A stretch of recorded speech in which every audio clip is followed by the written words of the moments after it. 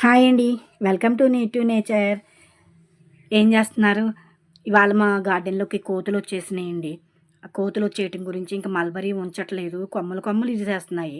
అందుకని ఇంక ఇవాళ ఎళ్ళిండి మార్నింగే కొమ్మలు కొమ్మలకున్న మల్బరీ అంతా కోసేసానండి. చాలా రెడ్ కలర్‌లో ఉన్నాయి. డార్క్ కలర్ అయ్యేదాకా ఉంచుదామని అనుకున్నాను గానీ ఉండట్ల. వచ్చినియి అంటే ఒక దండు కోతులొచ్చేస్తున్నాయండి. ఇక దండుతో పడలేక మొత్తం మల్బరీ ఫ్రూట్స్ అన్నీ కోసేసా. మంచి డార్క్ కలర్ అయిందనుకోండి చేతికి ఇప్పుడు ద్రాక్ష పండు రసం ఎలా అంటుకుంటదో అలా అంటుకుంటదండి. జ్యూసీగా ఉంటాయి.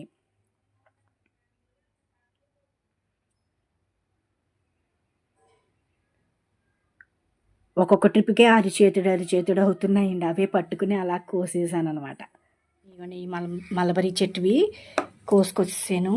కోతులు కొమ్మలు ఇరగ్గొట్టేస్తున్నాయండి. అందుకనే ఇంక నేను తీసుకొచ్చేసాను.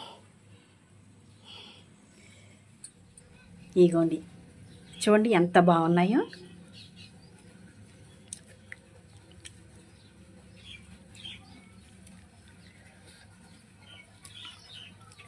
సూపర్ అండి.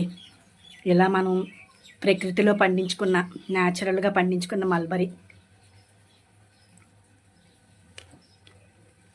ఫుల్ సి విటమిన్ ఉంటుందండి.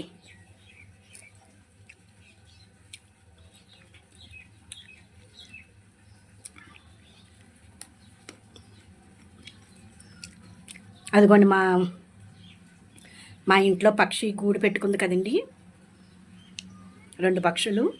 అదిగోండి చూడండి కనిపిస్తుందా పైన న్యాచురల్గా. నెక్స్ట్ ఇదేనండి ఇవాల్టి వీడియో. చూశారు కదా, మరొక మంచి వీడియోతో కలుద్దామండి. ఉంటానండి.